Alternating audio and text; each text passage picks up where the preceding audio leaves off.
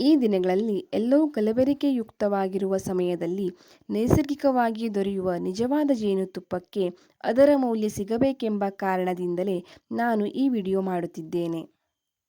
ಮಾಡುತ್ತಿರುವ ಕೆಲಸಗಳು ಹೊರಗೆ ನೋಡುವುದಕ್ಕೆ ಸುಲಭವಾಗಿ ಕಾಣಬಹುದು, ಆದರೆ ಅದಕ್ಕೆ ಒಳಗಿರುವ ಶ್ರಮ, ಸಮಯ, ಸಹನೆ ಅವನ್ನೆಲ್ಲ ನೋಡಿದರೆ ಅದರ ಮೌಲ್ಯ ಎಷ್ಟು ದೊಡ್ಡದು ಅನ್ನೋದು ಗೊತ್ತಾಗುತ್ತದೆ.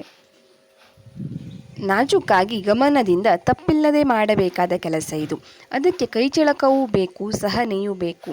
ಇದಕ್ಕೆ ಬೇಡಿಕೆ ತುಂಬ ಇದೆ, ಜನರಿಗೆ ಇಷ್ಟವೂ ಇದೆ. ಆದರೆ ಬೆಲೆ ಕೇಳಿದಾಗ ಮಾತ್ರ ಪ್ರಶ್ನೆ ಶುರುವಾಗುತ್ತದೆ, ಇಷ್ಟು ಕೊಡಬೇಕಾ ಅಂತ. ತುಪ್ಪ ಒಂದು ದಿನದಲ್ಲಿ ಸಿಗುವಂಥದ್ದಲ್ಲ, ಅದರ ಹಿಂದೆ ಅನೇಕ ದಿನಗಳ ಶ್ರಮ, ಸಹನೆ ಇರುತ್ತದೆ.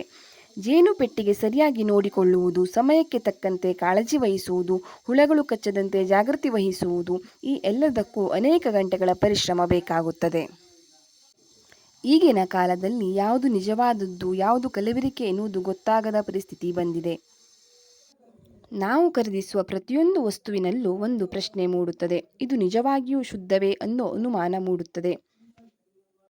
ಈ ಪರಿಸ್ಥಿತಿಯಲ್ಲಿ ನಂಬಿಕೆಗೂ ಬೆಲೆ ಬಂದಿದೆ, ಶುದ್ಧತೆಗೂ ಮೌಲ್ಯ ಹೆಚ್ಚಾಗಿದೆ. ನಿಜವಾದದ್ದನ್ನು ಗುರುತಿಸುವುದು ಕಷ್ಟವಾದ ಈ ಕಾಲದಲ್ಲಿ ಶುದ್ಧವಾಗಿ ನೀಡುವವರನ್ನು ಗೌರವಿಸುವುದು ನಮ್ಮ ಜವಾಬ್ದಾರಿಯಾಗಿದೆ.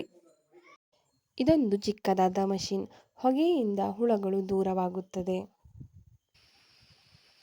ಎಷ್ಟು ಜಾಗೃತಿ ವಹಿಸಿದರೂ ಒಂದು ಜೇನು ಹುಳ ಕಚ್ಚಿ ಅಂಬು ಬಿಟ್ಟಿರುವ ದೃಶ್ಯವನ್ನು ಈ ವಿಡಿಯೋದಲ್ಲಿ ನಿಮಗೆ ತೋರಿಸುತ್ತಿದ್ದೇನೆ.